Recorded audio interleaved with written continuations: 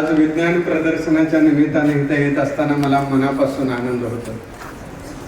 विचारपीठावरती उपस्थित असलेले या गावचे प्रथम नागरिक असतील, सर्व ग्रामपंचायत सदस्य, सर्व मान्यवर, या संस्थेत ज्ञानदानाचं काम करणारे सर्व शिक्षक शिक्षकेतर कर्मचारी आणि माझे बालमित्र आणि ज्यांच्यामुळे मी तुमच्या समोर कथाकथनासाठी उभा आहे ते आदरणीय फिरोजी शिकलगार सर, यांच्या सर्वांच्या साथीनं तुमच्या समोर व्यक्त होत असताना मला मनापासून आनंद होतोय। मित्रांनो, बेळगावपासून माजलगाव पर्यंतच्या गोरीबाबळे मला पाठ झालेले आहे, परंतु इतकं चांगलं दर्जेदार विज्ञान प्रदर्शन, रांगोळी प्रदर्शन आणि खाऊ गल्ली मी खरंच 18 वर्षात मी कधी बघितलं। आणि आलेले पाहुणे सुद्धा चकित झाले, तर एका मुलगीने इंग्रजीत ते सांगितलं, साहेबांचं सुद्धा काही क्षण ते लक्षात आलं नाही, तिने रिपीट करायला लावलं। त्या दीदीसाठी सुद्धा एकदा जोरदार टाळ्या वाजवा। 750 मुलांचं हे विद्या संकुल आहे, हे सांगून हे रस्त्यावर कोणाला पटणार नाही। हे आदरणीय चौगले साहेबांचं यश आहे मित्रांनो, मला खऱ्या अर्थाने त्याचं कौतुक वाटतं।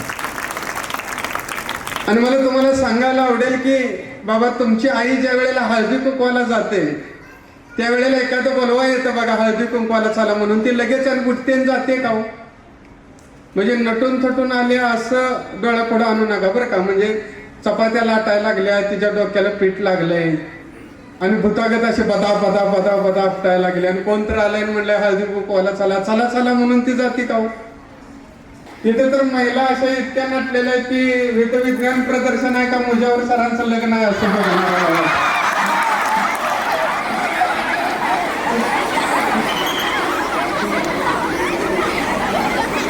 मी काय करते, मगाची टूप काढते, आता तिला काय माहिती हो आलिया भट कशी लावते, तिला फक्त आलिया भट लावती हे टीव्हीवर लावलेलं असतं, ते कशी लावते लावलेलं असतं का हो? मग हे आपले हापूस आंबा पिळावा तसं पिळते आणि इथं बस रे मरा, इथं बस रे मरा।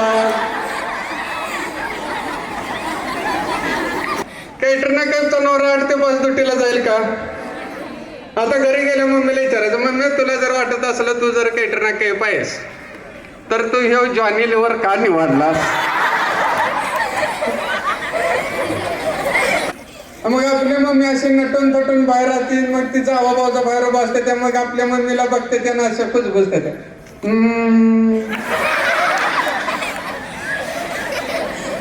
आले ना तुम्ही आणि जवळ आल्या म्हणते त्या असली साडी नेसलीस, असला शालू नेसलास, पाण्यानं खराब होत। आता पाण्यानं खराब व्हायला ती काही साडी नेसून खेकडे धरायला जाणार आहे, तरी सुद्धा या सगळ्याच नटलेले असतात आणि सगळेच निघालेले असतात आणि ह्यांचाच बाळ कुठतर मातीमध्ये खेळत असतात, त्याच्या अंगावर माती लागलेली असते, नाकातनं 2-2 धारा लागलेल्या असतात आणि त्याच्या लक्षात येतं आपली आई कुठेतरी निघालेली आहे। आणि निश्चितपणानं तिच्यासोबत जर आपण गेलो तर आपल्याला एखादा जिलेबीचा तुकडा खायला मिळेल, करंजे खायला मिळेल, म्हणून ते पोरगं पळत येतं आपल्या आईला बिलगताना म्हणतं मम्मी मी येणार, मम्मी मी येणार। त्यावेळेला ती माऊली उचलून घेते आणि जवळच एखादा पाण्याचा हौद असतो, त्या हौदामध्ये आपला हात बुडवते आणि त्या बाळाच्या तोंडावरून फिरवते आणि आपल्या 5,000च्या 10,000च्या 2,000च्या 100च्या 150च्या 200च्या साडीने शालूने पैठणीने बाळानं ती आपल्या तोंडावरून, त्या बाळाच्या तोंडावरून पदर फिरवते। ती क्षणाक्षणाला बाळानं तुमचा विचार करत जगत असते, क्षणाक्षणाला ती म्हणत असते की माझ्यासारख्या गरिबाच्या पोटाला मुलगी का दिलीस? तुम्ही मोठे विचारवंत व्हा, अधिकारी व्हा, डॉक्टर इंजिनियर व्हा, या मॅडम सारखे शिक्षक व्हा आणि तुमचे डिजिटल लागू दे, तुमची आई त्या देवाला म्हणेल बरं झालं मुलगी मला दिलीस, यासाठी जगायचं। आजपासून या विज्ञान प्रदर्शनाच्या माध्यमातून लक्षात ठेवायचं मित्रांनो की आपल्याला जीवनामध्ये काहीतरी करायचं असेल तर आपल्याला सातत्य, संपर्क आणि नम्रतेच्या बळावर जावं लागेल। आपला अपमान सोसण्याची आपले कुवत यावे लागेल आणि आपल्यामध्ये जगण्याची एक हिंमत यावी लागेल। आज मला तिकडून येताना आज माझ्या गाडीत आता चला तुम्हाला दाखवतो आणि मी फक्त म्हणत नाही, झाल्यानंतर सुद्धा बघा शेतात मिळते ना भाजी, ती म्हणजे भाजी म्हणजे मसाल्याची भाजी नव्हे, आपल्या हॉटेलमध्ये मिळते ती शेतात मिळते, ते भाजी आणि पोळी ते मला आता गाडीत दिसेल मला वाटत वड्याची दुकानं दिसत नाही, चमचमीत मिसळची दुकानं दिसत नाही. दिसत असतील का नसतील मित्र? मला खावं वाटत असेल का नसेल सांगा मित्र. पण पुढे जर घाईभर कार्यक्रम ठेवलेले आहेत, पुढच्या तारखा आहेत, मी जर आजारी पडलो तर त्या संयोजकांचं काय होईल, आयोजकांचं काय होईल?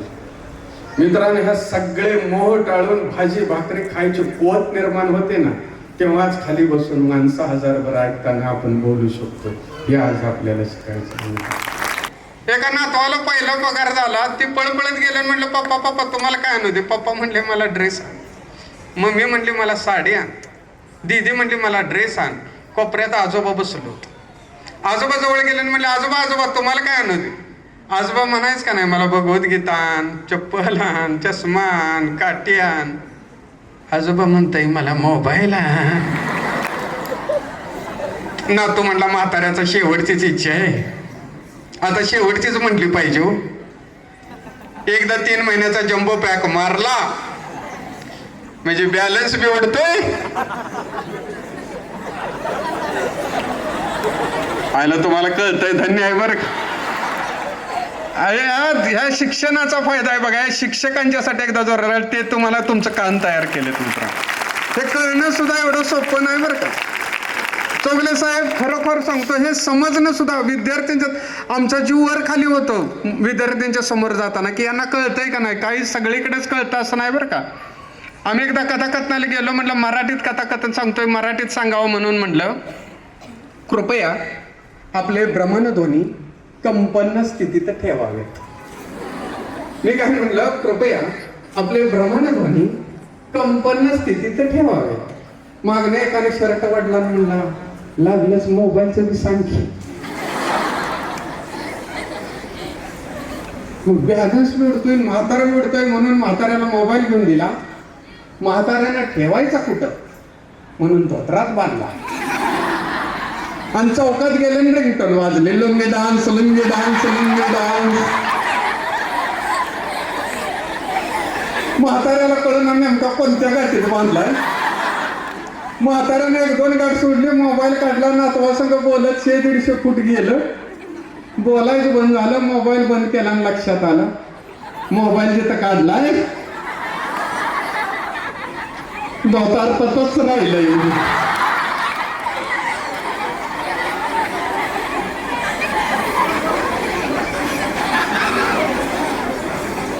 आता आलो बघा, तिथं खाऊ गेली होती. एवढं सगळं माझं बालमित्र आहे म्हणून सांगितलं का नाही शिकलगार सर? मला 2 वडे द्यायचं का नाही त्यातलं? नुसतं चहावर ठेवलं, मी नुसतंच खाऊ गेलीकडे बघत होतो. असं मित्र असतेच का नाही आपलं? हळद चॉकलेट खातेत पण दुसऱ्याला देत नाही. पण सर जाताना देतो म्हणतात बरं का, मग त्यांच्यासाठी एकदा थोडंफार कळावं मी नक्की देते. हे कसं माहिती का, आता तुम्ही एवढं खास ऐकताय, अध्यक्ष इथं बसलेत, सरपंच इथं बसलेत, ग्रामपंचायत सदस्य बसले, त्यांना कामं आहेत का नाही बाळाला? मोठ्यानं सांगा, आहेत का नाही? पण ते काय थांबले तर आलेल्या पाहुण्यांचा सन्मान व्हावा, बरोबर आहे? आणि हे फक्त खेड्यात होतं. कुठं होतं? शहरामध्ये तसं होत नाही. शहरामध्ये वाटत असतं माझ्यासारखा शहाणा. आणि मग पुण्यात आम्ही एकदा कार्यक्रमाला गेलो, असंच प्रवासानं थकलो, ते एका हॉलमध्ये बसलो. कोणच आमच्याकडे बघत होतं, जायची यायची जायची यायची. एक महिला आली आमच्याकडे, पिस्ता बदाम घातल्या, दूध असेल म्हणून मी मान वर करून बघितलं तर त्याच्यात चहा होता. चहा केवढा होता? एवढाच होता. आणि मला म्हणते 1200चा आहे. मी म्हटलं 12 थेंब चहा घालायचा असता ना. पुन्हा गेले, दुसरा ट्रे घेऊन आले, छुम छुम छुम करत. त्याच्यात लाडू होता. लाडू एवढा होता एवढा होता एवढाच होता. आणि असा नका धरून मला म्हणते अक्का खायचा. पुण्याची हो. अशी नका धरून मला म्हणते अक्का खायचा. मी म्हटलं तुझ्या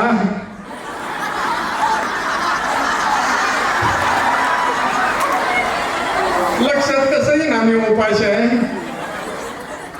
तर मला म्हणते खाताना सांडू वगैरे नका. आता मी मग पुण्याला आलोय म्हणल्यावर म्हणलं काय वहिनी चेष्टा करताय, मला सरेल का?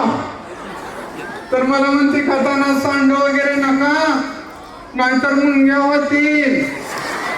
मुंग्या म्हटल्यावर मी पायच वर गेलो. मला म्हणली का हो मुंग्या म्हणलं एवढं घाबरला का? म्हटलं आम्ही गावाकडची माणसं. मुंग्या म्हणल्यावर घाबरतो. म्हणजे तिकडे नसतात काय? कुठल्या हो म्हणलं इथंच बघाय गावल्या तर.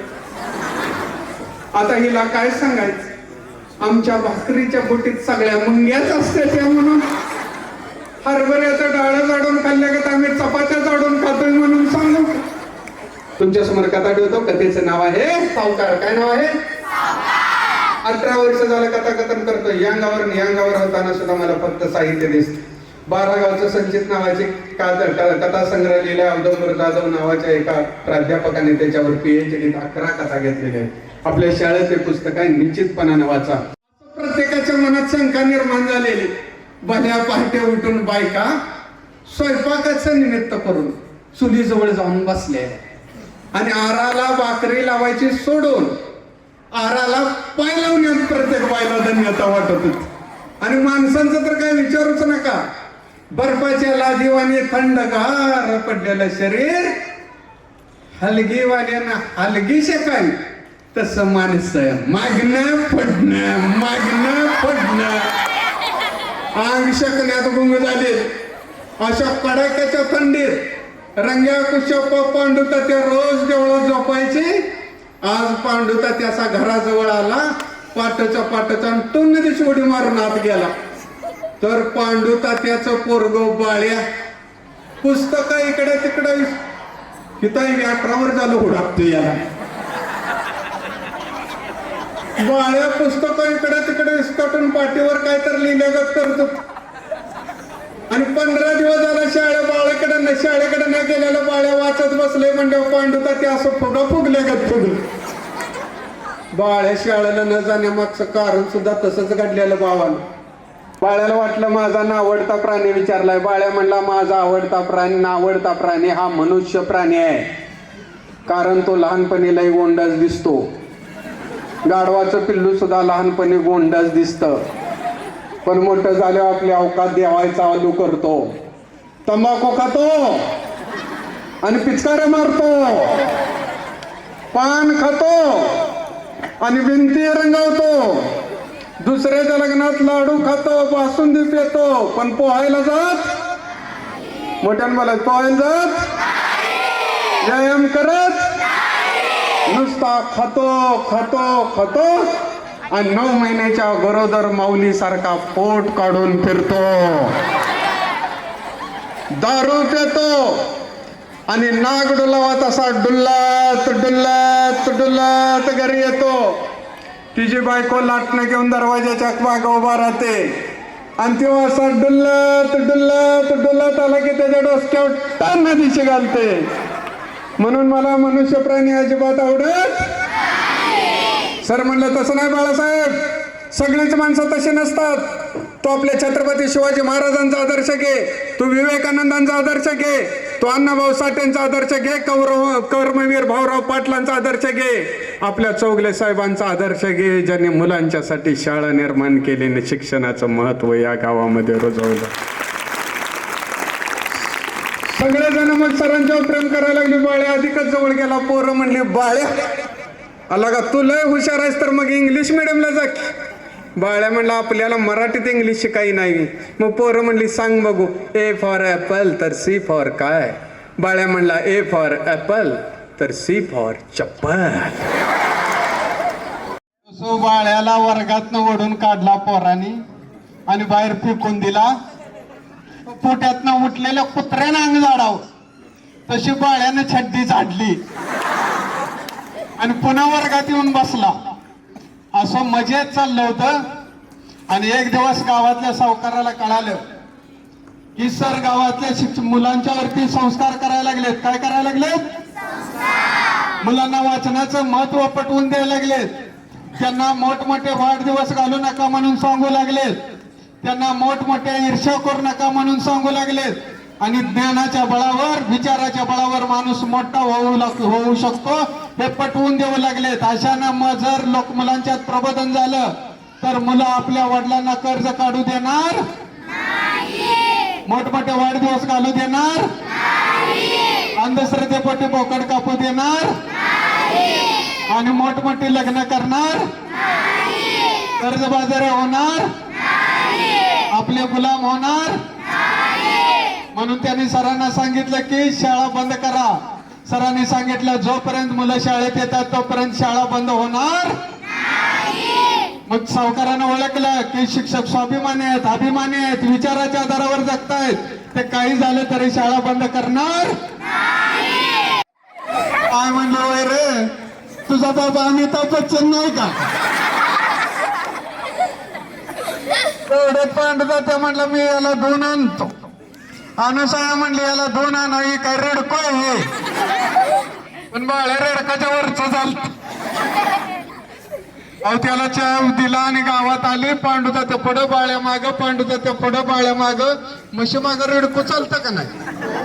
तशी दोघं आली तर रंग्या झोप बसलं होतं, पांडुदा ते बसलं होतं. आणि ती दोघाजवळ गेला तर बाळ्या म्हणला अरे हे कसा असा बसलाय? रंग्याच्या तर मिशा अशा बाळ्या काळ्या काळ्यात होत्या आणि काळ्या कुट मिशांमध्ये चमकाव तसाच एक दोन केस पांढरा गोड दिसत होता. तेवढ्यात एक जण आला म्हणला ऐका हो ऐका, सावकारानं आताच्या वाड्यावर बोलवलंय. गस्त घालायचा. काय घालायचा? गस्त म्हणजे रात्रभर जागरण करायचं, राखण करायचं हातात काटे घेऊन.